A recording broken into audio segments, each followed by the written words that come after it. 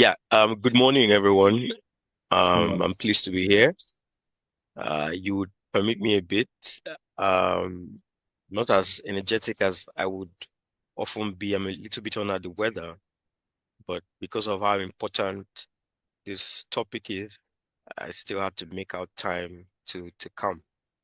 But I believe Josephine tried to set me up because who comes after a professor of law and a seasoned diplomat, on an issue of corruption?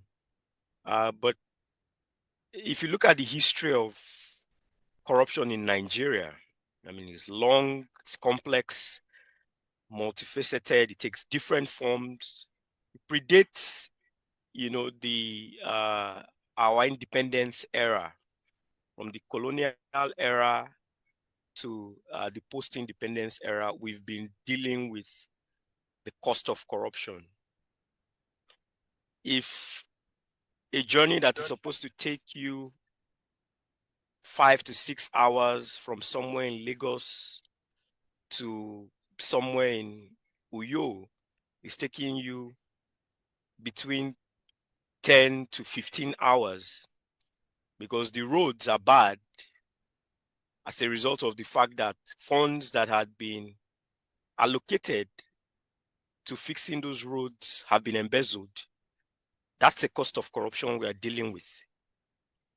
If you go to a hospital and drugs that you are supposed to have access to, the equipment you're supposed to have access to, are not available, and people are dying of preventable diseases, that's the cost of corruption we're dealing with.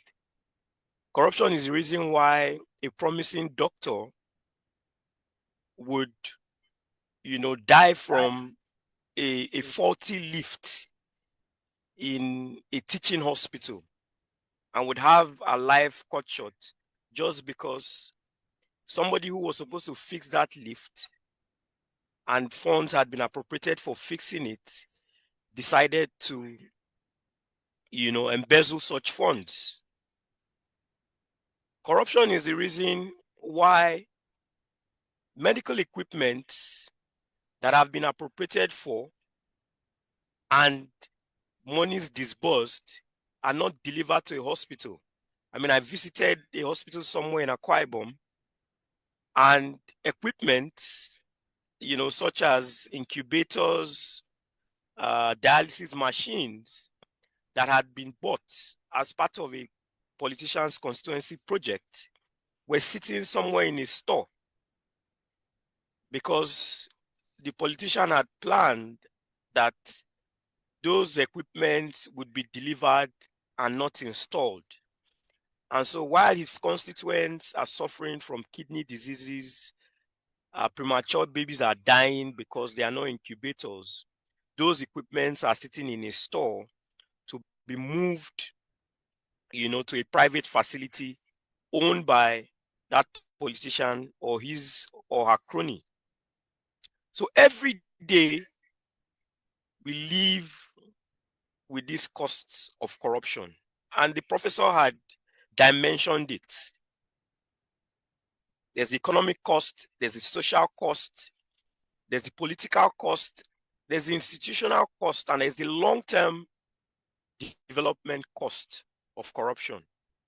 If I come to the economic cost of corruption, as the case may be, we see it reflecting how funds that have been allocated to solve a myriad of our challenges are misappropriated or outrightly stolen. Whether it's with the $43 million that was found in a private apartment somewhere, or in the words of dollars found in somebody's farm somewhere in Kaduna, or in somebody's, words of dollars found in somebody's sockaway that was washed away by floods. Whether it's in the roads that funds have been allocated to and spent that were supposed to last for 10 years, But 3 months later, those roads are broken and people die from accidents on those roads. Whether it's from those roads that are supposed to have street lights that are supposed to be tarred, but then you have giant potholes on those roads and no street lights for you to be able to even see the potholes to dodge those potholes.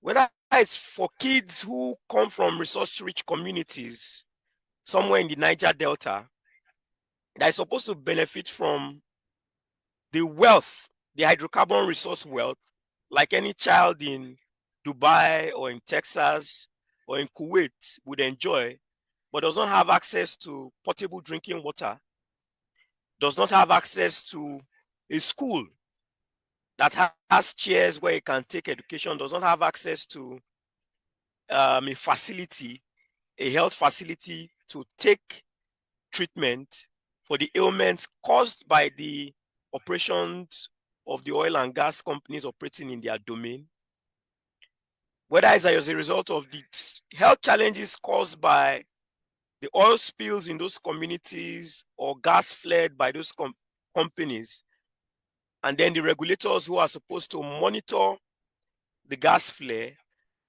or the oil spills have decided not to do their job and take bribes.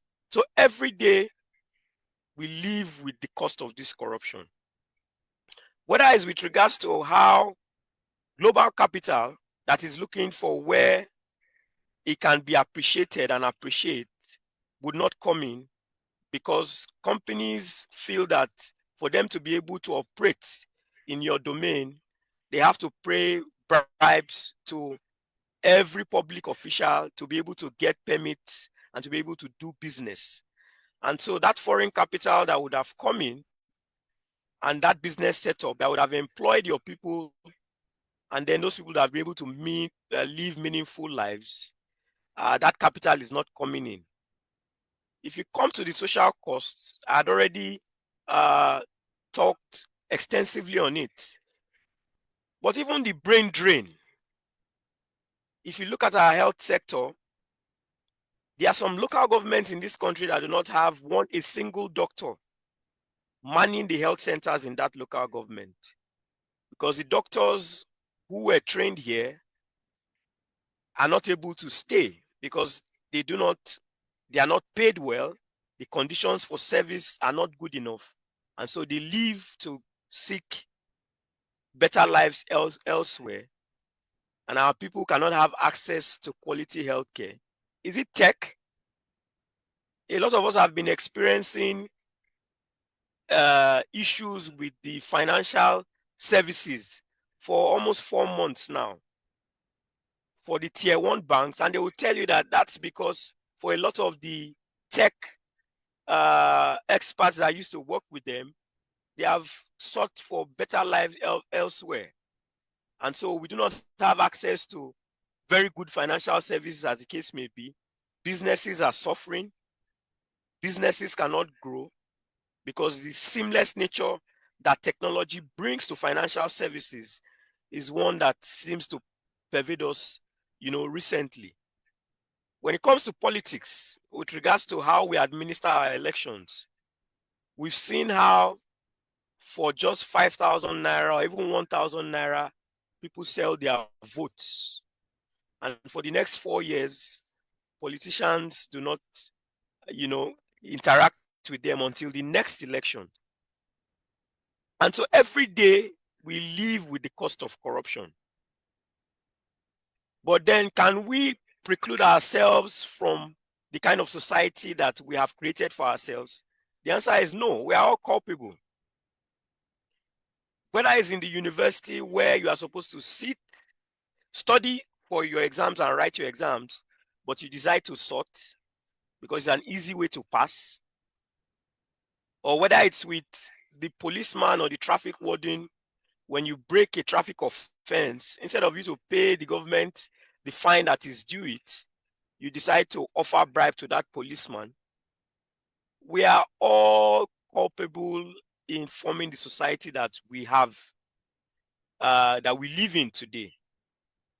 Whether it's deciding to charge for that vote that you would cast at the ballot with the guys that, oh, the politicians are all the same, so let me collect the one I can, get now, and you know, and then they move on with how they want to govern society. It's none of my business. It is your business, because there's a cost for this corruption.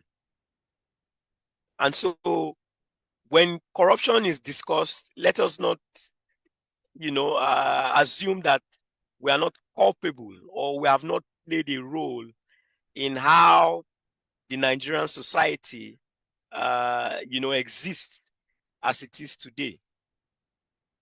But then what do we do as youths? There's a role for us to play in correcting the society. But before I even get into that, the professor who came before me had spoken to, how people do not, see the need for delayed gratification. How young people these days just want to make it quick. But we didn't just get there, accidentally. I tell people that for young people nowadays, they do not see the need for delayed gratification. And that's because there seems to be no reward system. If you have a parent who has worked in the civil service, they have given 35 years to their service, and then they retire, it takes them a while to get their gratuity, to get their pension. And so after giving 35 years to service, your country doesn't reward you for service. Now, a child who grows up in that home, what do you expect that child to grow up with? How do we reward students who graduate with excellent grades? A youth goes to the BB Niger show, and he comes back with $100,000 or 100 million naira as a gift prize. Somebody finishes with a 5.0 in a university, and he gets 100,000 naira. That youth who leaves the BB Niger show and wins is the person on our billboards across the country. Meanwhile, nobody knows that brilliant student who finished with a 5.0. So we are all culpable in the society that we have created for ourselves. There is no reward for good behavior, and there's no punishment for bad behavior. But what role do we have as youths? The universe has blessed us with social media, where digital activism, digital awareness has led to, social change in a lot of societies. And I'll pick the NSAS protest as one that was against police brutality, that started somewhere in a city in Lagos, and then it permeated the entire country. And what was the aftermath of that? That particular police unit that was responsible for the police brutality was disbanded. Until date, that unit has not been, brought back into force. So social media has provided a medium for citizens to collectively ask for change. But how do we even use that medium? What tickles our fancy on social media? What do we lend our voices to? Whenever there's a trend on social media, whether it's on TikTok or Twitter, that has to do with whether comedy or a trending song, you see the traction that it takes. But when organizations like BudgIT or SERAP unearth instances of corruption, how many youths interact with these tweets or with these posts to ask questions? And so it tells you what is important to the average youth. If you check your posts, the last 100 posts that you have posted on your different social media platforms, How many of those posts have spoken to the issues that we are confronting as a nation, and how collectively we can contribute to correcting these ills, that our society is bedeviled with? So we are all culpable. We are not using the platforms that have been available to us to create the change that we so desire. And so digital activism, digital awareness is one area where I think the youth have a lot of role to play. Look at what happened in Kenya with the tax bills, and look at how the youth, drove the conversation and drove, government action in that regard. When it comes to participation, citizens' participation, how well do we participate with elections? If you see the turnout results, a lot of youths would rather prefer to sit in their houses than come out to vote. And then we allow people who do not have as much information as us, the youth, who are more educated, to now decide the political leaders that assume offices and make decisions on our behalf. So how do we engage the political process? How do we get involved? This is another area where I think the youth, could be more active with regards to how it participates in elections, whether it's by joining a political party, whether it's by mobilizing citizens to get involved in the process, get registered, to get voted, whether it's by using our platforms to amplify some of the messages, put out there by political parties, so that people can equally make informed decisions with regards to how they select their leaders. The youth has also been blessed with that energy, the zest, that innovative spirit and drive. What are the kinds of applications, digital applications that we are creating to be able to contribute to the change that we desire? The professor had spoken to, the good work that some organizations are doing to be able to contribute to the change that we all desire. And BudgIT, the organization I work for, has created a number of civic tech products, that citizens, civil society, organizations, the private sector can engage to be able to contribute to this change that we so desire. If you look at what BudgIT is doing with Tracker, by tracking government spending on the ground to ensure that what government says it had spent in building a school, in building a road, in building a primary healthcare center reflects on the ground. And we have testimonies to this effect. In one community in Sokoto, where people were taking treatments or drips under a tree, with the drips hanging on the branch of a tree, the tracking officer went into that community, took the testimonies of the community members, took pictures, and then put it out there on social media.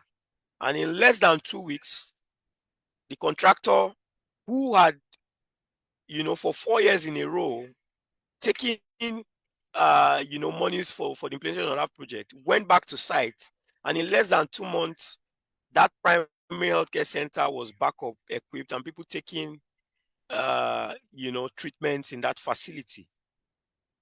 If you look at the GovSpend platform also, that was developed by BudgIT, that puts out payments to contractors, 5 million naira and above, investigative journalists have used that data from that platform, to carry on with their data journalism on unearthed instances of corruption. And there are cases that are currently sitting with the Economic and Financial Crimes Commission to prosecute such cases. If you look at organizations like Hope Behind Bars as well, that are creating innovative solutions to help persons who have, lacked access to justice, as the case may be, or you look at Citizens Gavel, that have created AI solutions to provide legal assistance to persons who need them. They are young people, who stand as examples, for persons who are providing, solutions or contributing to this social change that we so desire.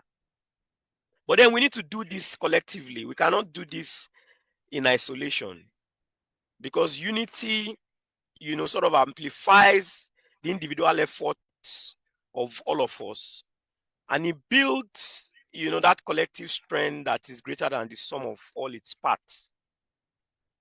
So I call all of us to action today, to get involved, get interested, because we all have a role to play in addressing the corruption that has pervaded the Nigerian society. Thank you.